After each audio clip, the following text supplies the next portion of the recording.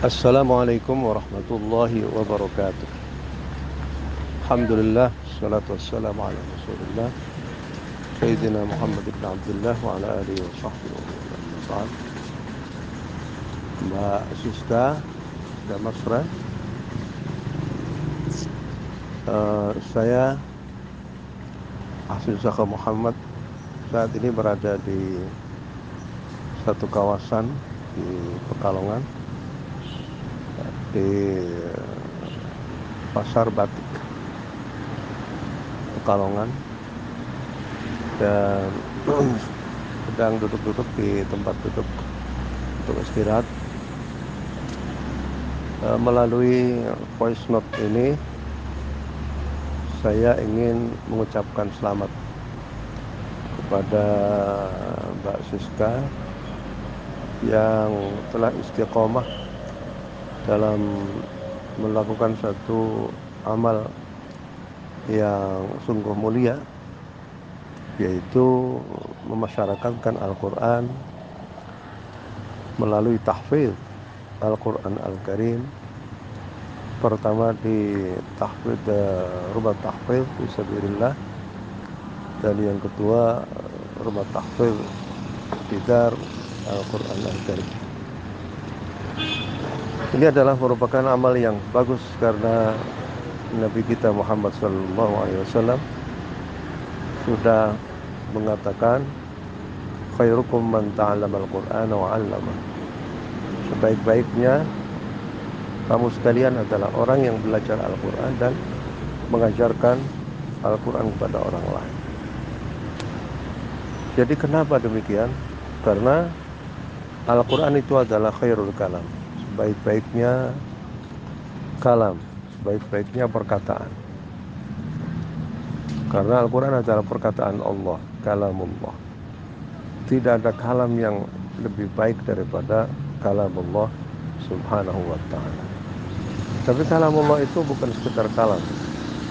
Kalamullah mengandung satu tujuan yang sangat mulia, sangat utama, yaitu memberikan pencerahan, hidayah kepada masyarakat, kepada manusia secara keseluruhan untuk bisa melangkah dalam kehidupan itu dalam sebuah langkah yang bagus, yang benar, langkah yang diridhai oleh Allah Subhanahu wa ta'ala.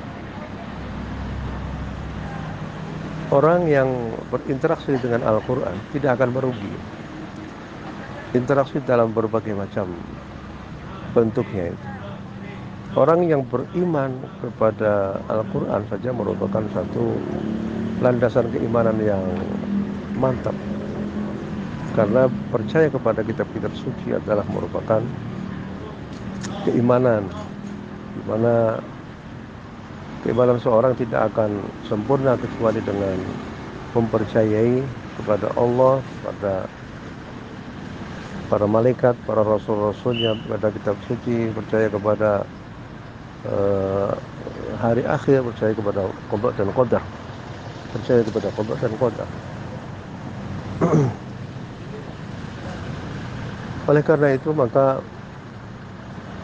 seorang yang telah melandasi dirinya dengan keimanan kepada Allah Subhanahu wa ta'ala telah merupakan cara untuk membekali diri kita dengan landasan yang benar. Orang yang mendengarkan bacaan-bacaan Al-Quran Al-Karim adalah merupakan satu ibadah juga. Karena Allah berfirman, wa idza quri'al Qur'an fastami'u lahu wa ansitu la'allakum turhamun. Apabila Al-Quran dibacakan, maka dengarkanlah dan diamlah untuk mendengarkan. Wa ansitu la'allakum turhamun, dan engkau akan diberikan rahmat dari Allah Subhanahu wa ta'ala. Orang yang hanya melihat-lihat mushaf saja dengan penuh dengan keikhlasan, penuh keyakinan bahwa apa yang termaktub di dalam mushaf itu adalah merupakan kalamullah. Itu juga merupakan salah satu ibadah, sama seperti orang memandang Ka'bah bahwa itu adalah merupakan Baitullah itu juga merupakan satu ibadah. Kemudian kalau seandainya orang itu membaca Al-Quran, apakah dia itu memahaminya atau tidak memahaminya atau belum memahaminya, juga merupakan salah satu ibadah. Membaca satu huruf dari Al-Quran akan diganjar oleh Allah dengan 10 kebaikan. Bayangkan apabila seorang yang menghafalkan Al-Quran, itu dia akan mengulang-ulangi bacaannya. Satu ayat bisa terulang sampai 10 kali, sampai 15 kali, sampai akhirnya ayat-ayat itu bisa terhafalkan di dalam benak seseorang. Berapa huruf yang dia baca, Allah tidak akan menyia-nyiakan semua orang yang berbuat amal soleh. Dan hal ini akan terus menerus apabila satu amal soleh itu sampai kepada Allah Subhanahu wa taala, maka itu bisa dilipat gandakan sesuai dengan keikhlasan seseorang. Apalagi kalau seandainya dia itu bisa menghafalkannya, sehingga ayat-ayat suci Al-Quran itu akhirnya bisa berlabuh di dalam otaknya, berlabuh di dalam hatinya. Apalagi kalau seandainya bisa difahami, ditadabburi, dihayati, kemudian setelahnya itu diamalkan dalam kehidupan sehari-hari, maka itulah yang sangat dihargai oleh Allah Subhanahu wa taala. Afala yatadabbaruna al-Qur'an? Apakah mereka itu tidak mentadabburi, menghayati isi kandungan Al-Qur'an Al-Karim? Ini adalah merupakan salah satu dari penghargaan Allah terhadap mereka-mereka yang bersinergi ataupun berinteraksi dengan Al-Quran Al-Karim dalam berbagai macam bentuknya. Mbak Siska, bahwa munculnya ada rumah-rumah tahfidz sudah tentu akan bisa menciptakan generasi masa depan yang soleh dan solehah, generasi masa depan yang cerdas, dan itu adalah merupakan sesuatu yang sangat dibutuhkan pada saat sekarang ini. Pembangunan bukan saja pembangunan dalam bidang fisik, tapi juga pembangunan dalam bidang spiritual, dalam keimanan. Pembangunan bisa menciptakan pembangunan yang tidak dilandasi oleh spiritualitas, itu hanya berakhir di dunia itu saja. Tapi kalau seandainya pembangunan di dunia itu didasarkan atas nilai-nilai ketuhanan, maka itu tidak berakhir di dunia saja, tapi juga sampai di akhirat nanti.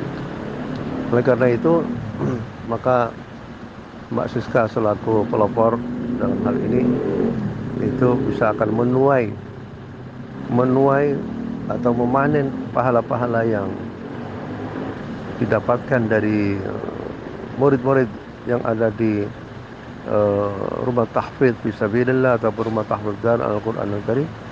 Itu sudah tentu hasilnya akan diperoleh oleh Mbak Siska dan mereka-mereka yang bersama-sama membangun, mereka-mereka yang bersama mewujudkan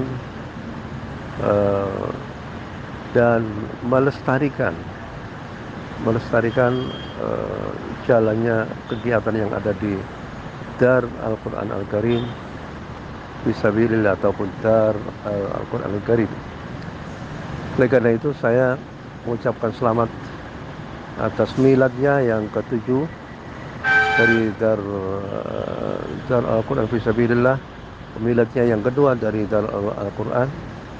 Semoga mudah-mudahan Mbak Siska bisa terus berikan taufik dan inayah dari Allah Subhanahu wa taala agar supaya bisa melanjutkan kegiatan-kegiatan yang ada di sini dan bisa bermanfaat bagi masyarakat yang ada di sekitarnya. Sekian, Assalamualaikum warahmatullahi wabarakatuh.